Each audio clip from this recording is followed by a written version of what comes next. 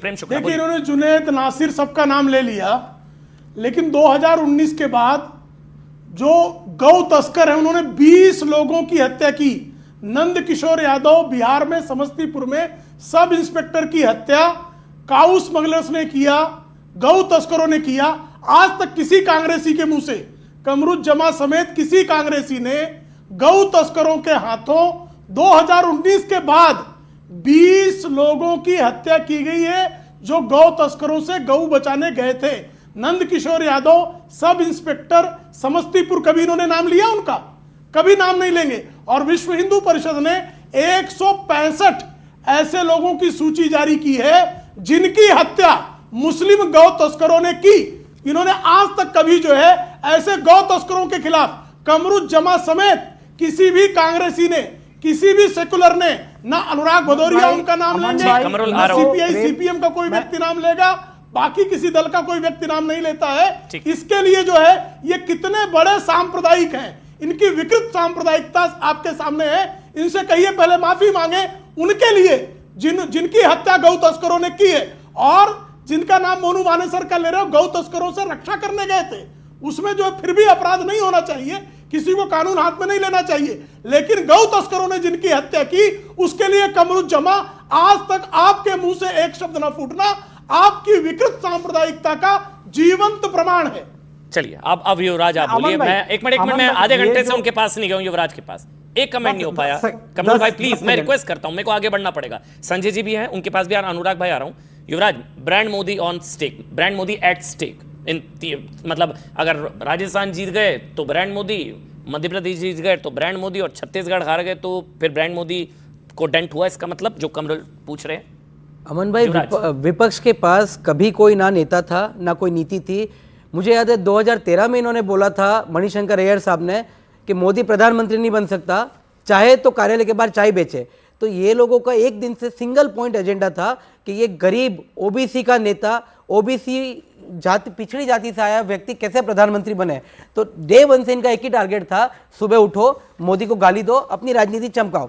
और ये वही पार्टी है, इंडिया अलायंस को जो लीड करने का सपना देख रही है, जिन्होंने मंडल कमीशन का विरोध किया और आज जातियों के नाम पे हिंदुओं को बांट के ये ओबीसी के बहुत बड़े रहनुमा बनना चाह रहे हैं। लेकिन ये भूल जाते हैं कि इस देश में ओबीसी का कोई सबसे बड़ा नेता उभर के आया है तो वो प्रधानमंत्री नरेंद्र मोदी है।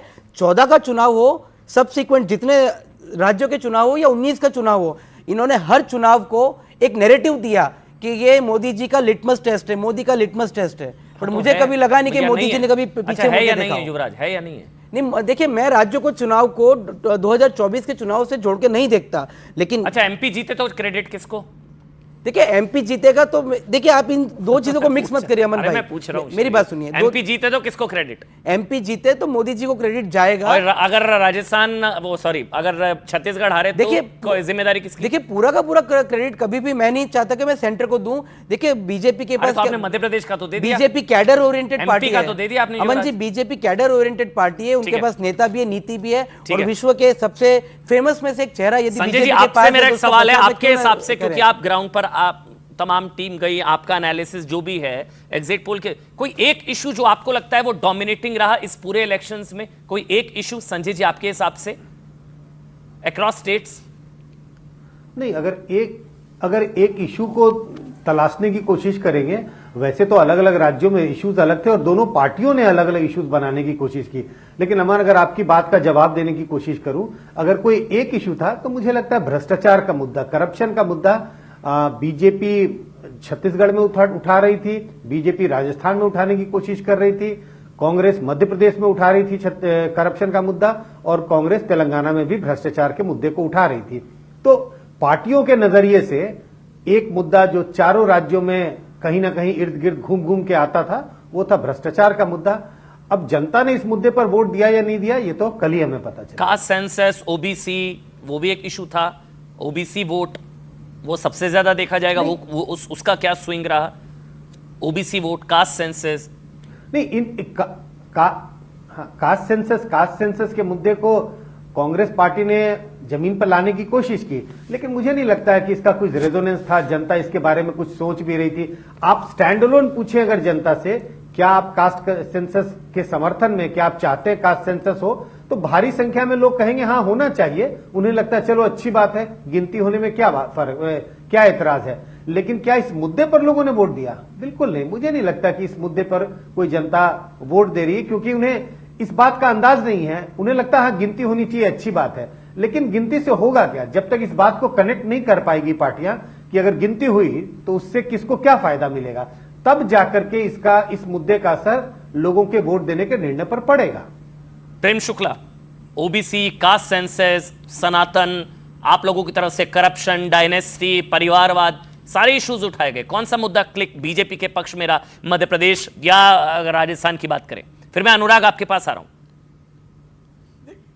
देखिए, मध्य प्रदेश में तो हमने जिस तरह से मध्य प्रदेश का कायाकल्प किया, जिस तरह से मध्य प्रदेश का विकास हुआ, जिस तरह से मध्य प्रदेश की जीडीपी बहुगुणित हुई, पर कैपिटा इनकम बहुगुणित हुआ, वहां का इरिगेशन का एरिया जिस तरह से मल्टीप्लाई हुआ, वो जो है सारे मुद्दे वहां चले और हमने चलाए, और निश्चित तौर पर वहां की जनता इसको महसूस करती। दूसरी तरफ छत्तीसगढ़ आप देखिए, छत्तीसगढ़ में गोबर में इन्होंने घोटाला किया, शराब में इन्होंने शराबबंदी प्रॉमिस किया था पिछली बार। छत्तीसगढ़ में भूपेश बघेल शराबबंदी का वादा करके सत्ता में आए थे और 2000 करोड़ रुपए का घोटाला उन्होंने जो है शराब में कर दिया। शराब का जो है जो सरकारी राजस्व है वो ना मिलकर जो है उन्होंने एक अपने ही महापौर के परिवार को हजारों करोड़ रुपए कमाने का दुष्कर्म किया। इसी तरह से उन्होंने जुए वालों से पैसे वसूल लिए। 508 करोड़ रुपए महादेव का नाम भी उन्होंने बदनाम करने में कोई कसर नहीं बाकी रखी। भाई आप अपनी टर्न पर बोलिए। बिल्कुल नहीं झूठा साबित हुआ। इनके बाद आ जाऊंगा आपके पास, आपको समय बिल्कुल दूंगा। झूठा नहीं साबित हुआ, ये सत्य साबित हुआ है। अनुराग, कैसे झूठा साबित हो गया? कौन सी अदालत का फैसला आ गया?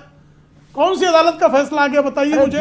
और राजस्थान में सबसे अधिक महिलाओं के साथ बलात्कार, और बलात्कार की दशा ये बेशर्मी की इंतहा है। जरा इनको शांत कीजिए, ये अभद्रता करने पर आमादा है। कमरुल जमा अपनी टर्न पर बोल लीजिए। कमरुल भाई अपनी टर्न पर बोलिए ना। बदतमीजी कर रहे हैं महाराज, कमरुल भाई अपनी टर्न पर बोलिए, वो आपके बीच में नहीं बोलेंगे। बदतमीजी कर रहे हैं। नहीं, हाँ वही अच्छा नहीं लगता। आप सीनियर आदमी है कमरुल भाई, अपनी टर्न पर बोलेंगे, वो आपके बीच में नहीं बोलेंगे। I will make sure. बात पे तो मैं टक्कर दूंगा ही। देखिए, इनकी कांग्रेस की बेशर्मी की इंतहा ये थी कि लड़की हूं, लड़ सकती हूं कहने वाली पार्टी के शांति धारीवाल राजस्थान की विधानसभा में कहते हैं कि राजस्थान मर्दों का प्रदेश, इसलिए यहां बलात्कार होगा। यानी मर्दानगी का उनका एकमेव पैरामीटर, कांग्रेसियों का मर्दानगी का एकमेव मानदंड है बलात्कार, और उस पर प्रियंका वाड्रा की जुबान नहीं खुलती है। इससे अधिक बेशर्मी, इससे बड़ी निर्लज्जता क्या हो सकती है? सबसे अधिक बलात्कार होते हैं, जैसा भी बाबा बालकनाथ जी ने भी बताया कि 20 किलोमीटर की दूरी पर जन्मदिन मनाया, लेकिन उस पीड़ित परिवार से मिलने का समय नहीं रहा इनके पास में। और जिस तरह से राजस्थान में 18 उन्होंने राजस्थान के जो है पेपर लीक के जो मामले हैं, उन पेपर लीक के मामलों में क्या हुआ? और ये हमारा आरोप नहीं, सचिन पायलट कह रहे थे, उसके खिलाफ तो धरना सचिन पायलट दे रहे थे कि पेपर लीक की क्या दशा थी इनकी।